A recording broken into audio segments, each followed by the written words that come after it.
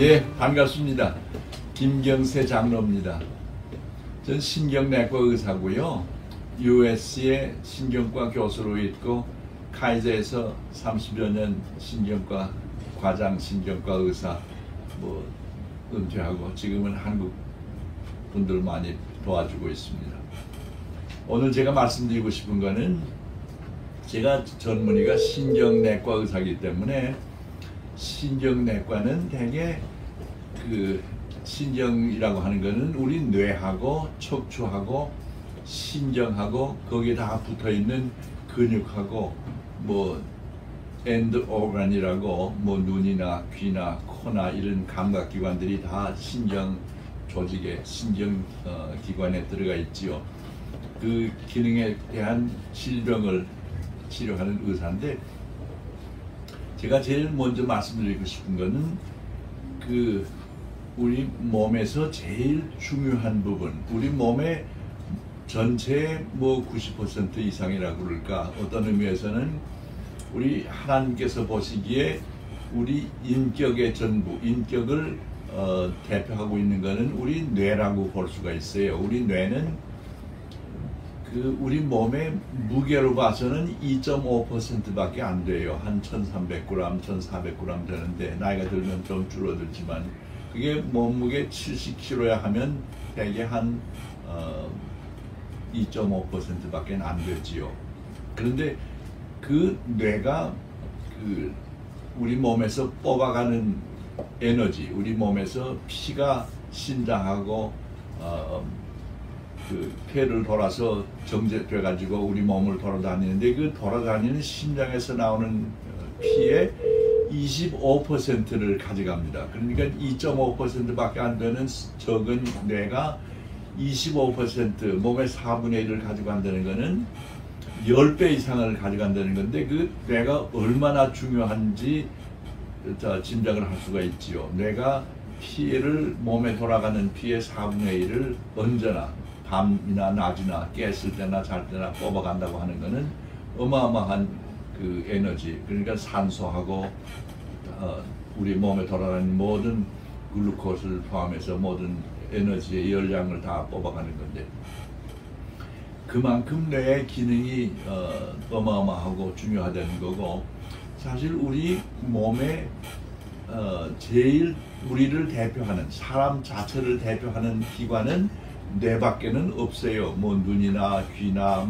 팔이나 다리나 심장이나 폐나 다 바꾸고 콩팥도 바꾸고 하지만 뇌는 그 자체가 사람이기 때문에 바꿀 수가 없고, 하나님께서 창조하신 인류의 이 세상의 모든 것 중에 우리 뇌만큼 복잡하고 하나님께서 보시기에 가치가 있는 게 없어요. 그러니까 우리 한 사람이 가치가 있는 거는 뇌가 가치가 있기 때문에 우리 가치가 있는 거지, 우리 눈이 좋거나 우리 팔이 좋거나 기운이 많거나 다리가 좋아서 빨리 뛰거나 이런 걸로 우리의 가치가 결정되는 것이 아니고 우리 몸에 있는 뇌가 그만큼 가치가 있기 때문에 한 사람의 한 사람 개인이 세상과 바꿀 수 없을 만큼 가치가 있는 것은 바로 우리가 가지고 있는 뇌의 능력과 뇌의 가치 때문에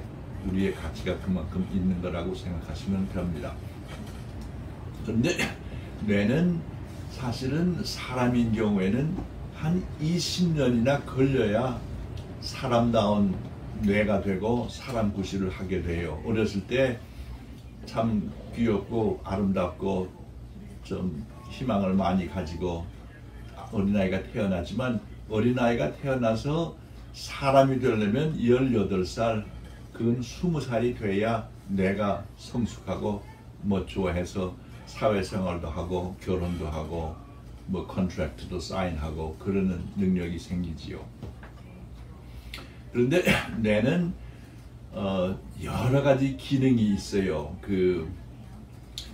오늘 제가 말씀드리려고 하는 것들은 그저 디멘티아라고 치매라고 하는 거를 좀 오래 말씀드릴까 하는데, 치매는 뇌의 기능이 완전히 성숙한 다음에 그때부터 후퇴하는 거, 내려가는 거, 그거를 치매라고 그러고 디멘치아라고 하지요. 그런데 그 뇌가 성숙하는 데는 대개 아까 말씀드렸듯이 한 20년이 걸린다고 그랬는데, 뇌가 성장하는 것이 대개 한 살부터, 아니 대개 나서부터 한 살까지는 서서 걸어 다니는 기능이 발달을 해요. 그러니까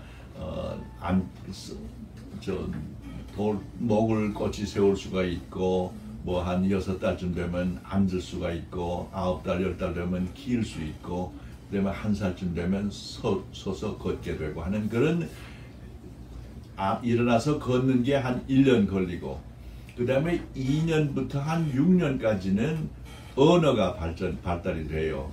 우리가 단어를 배우고 모든 그 언어를 익히게 되고, 언어의 구사가 능력이 생기고 하는 능력이 한 6살까지 생기고, 그 다음 6살부터 한 18살까지는 우리의 성품과 인격이 자라는 그런 maturation이 있지요. 10살, 7, 8살까지 그 뇌가 발달하면서 언어가 생기고, 그 다음부터는 철이 들어간다고 하는 그런 프로세스가 있지요. 그런데 뇌의 성장이 대개 25살이 되면 거의 멈추고, 그 뇌를 싸고 있던 뼈도 25살 되면 처음에 날 때는 7조각으로 돼가지고 그 어머님 몸에서 나올 때는 그 난도를 통과하기 때문에 뇌가 쭈그러지기도 하고 뼈들이 오므러져 가지고 빼죽하게 돼서 조각조각 된 뼈들이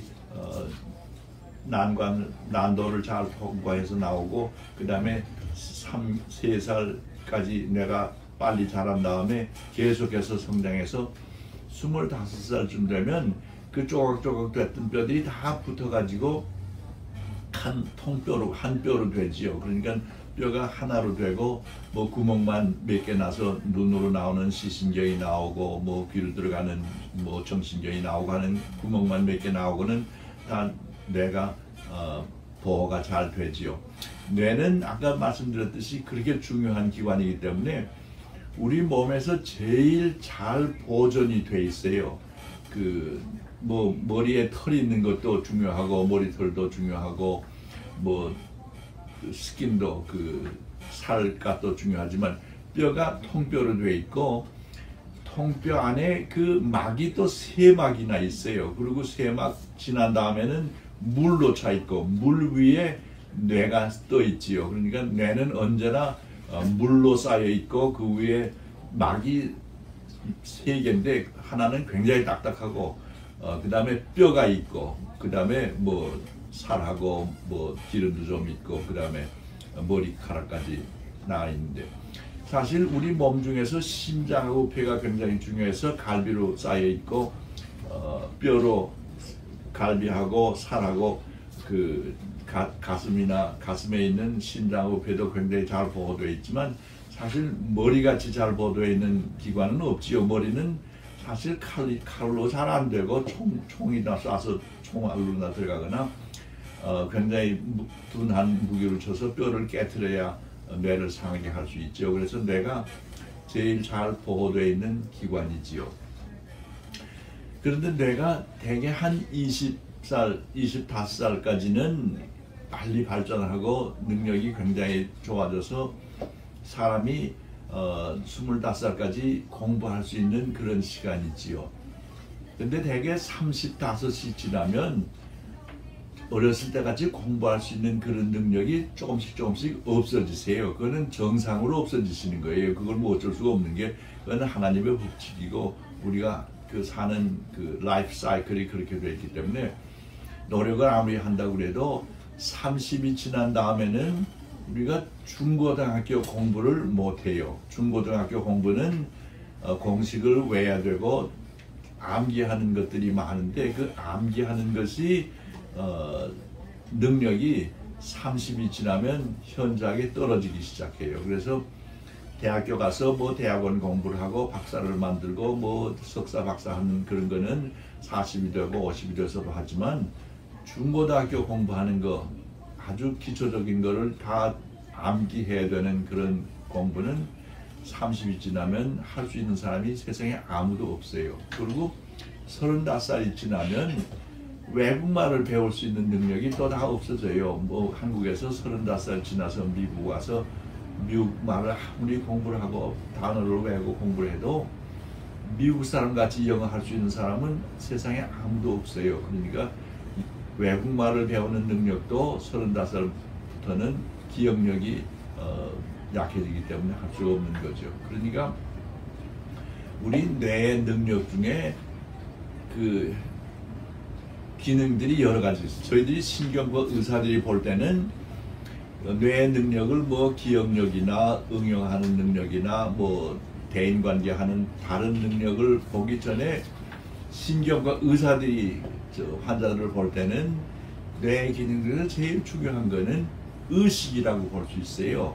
깨어있는 거. 사람이 깨어있는 그 자체가 뇌 기능의 굉장히 중요한 부분인데 깨어있지 않으면 자는 거는 사실 죽은 뇌하고 거의 다를 바 없을 정도로 능력이 아주 없어지지요. 근데 사람이 깨어있을 때 얼마나 정신을 차리고 똘똘하게 깨어있느냐 하는 그 alertness, 그 attentiveness 그런 거를 의사들이 보지요. 그러니까 환자가 들어왔을 때 얼마나 정신이 있는가, 혼수 상태에 있나, 반 혼수 상태에 있나. 그렇지 않으면 confused state라고 해서 술 먹은 사람 같이 정신이 반쯤 들락날락하고 뭐 대화는 하는 것 같은데 정신이 완전히 총명하지 못한 그런 그 정신 의식의 그 compromise가 있는 의식의 어려움이 있는 그런 환자들을 우리가 보는데 그것들은 의사들이나 보는 거고 보통 일반 사람들이 그 보는 환자들 중에는 그 우리의 뇌의 능력이 감퇴되는 상태, 뭐 치매라고 하고 디멘시아라고 하는 그런 환자들을 대할 때는 그 사람의 그 능력 중에서 제일 기본적인 것이 아까 말씀드렸던 기억력인데 기억력은 어려서부터 굉장히 발달이 돼서 언어를 배울 때 2살부터 5살까지 6살까지는 그 어디서 들었는지도 모를 것 같은 그런 아주 힘든 단어들도 다 머릿속에 들어가 있는 거 보면 그 사람들이 흡수하는 능력, 뇌에 들어가는 능력은 어마어마하게 많지요. 그러니까 뭐 듣는 거 보는 거 다 금방 들어가고 어린아이들 자동차 타고 지나가면 우리가 늘 지나가는 거 모르는 것도 어린아이들은 어디 지나갔다는 거 자기가 왔던 거 안 왔던 거 다 아는 그런 능력들이 어른보다 훨씬 많은 거는 기억력 때문에 그렇지요.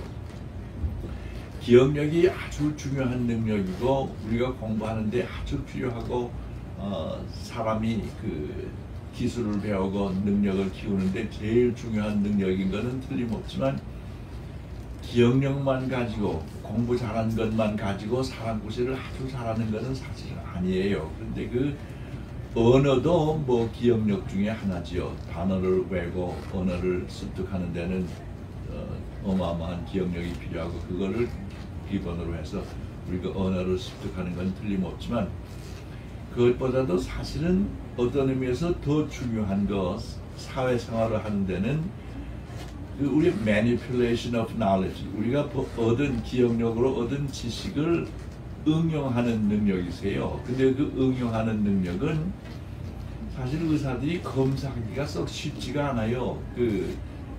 뭐 대학 교수를 하고 대통령을 하고 뭐 장관을 하고 뭐 대학 큰 회사의 사장을 하고 하는 그런 능력들이 우리가 검사할 수 있는 그 테스트 가지고는 굉장히 어려워요. 그런데 그 능력이 기억력 외에 다른 능력이죠. 그러니까 그 manipulation of information, manipulation of knowledge라고 응용하는 능력은 우리가 흔히 계산하는 거,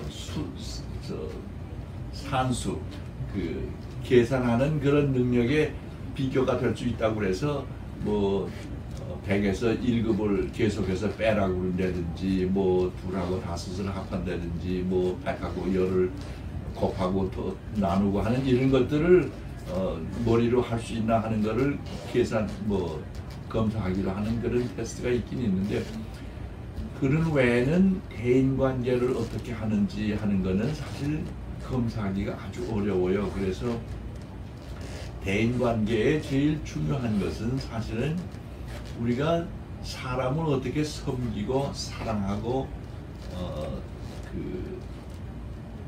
존경할 수 있나 하는, 사람을 어떻게 뭐 나쁘게 얘기하면 다루는 거고, 어떻게 하면 사람을 어떻게 사랑하고 존경하고 사람의 그 비율을 맞춰주고 그 사람을 존귀하게 여길 수 있는 하는 그런 능력들은 사실은 우리 성품에 들어가는 건데, 이 성품은 우리 뇌 중에 전뇌, 그 프론탈 로브라고 우리 이마 뒤에 있는 그 전뇌가 우리 사실 그 뇌 전체의 한 60%를 차지해요. 그러니까 언어 중추도 중요하고, 뭐 우리 그 거동하고, 뭐 손으로 쓰고 피아노 치고 손발로 하는 모든 기술, 뭐 춤추고 뭐 노래하고 하는 그런 모든 능력이 다 중요하지만, 그런 능력 외에 우리의 성품을 좌우하는 뇌는 사실 그보다도 훨씬 더 많은 부분을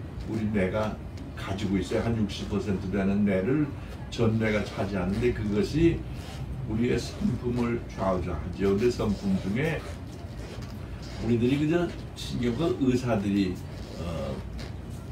보는 거는 그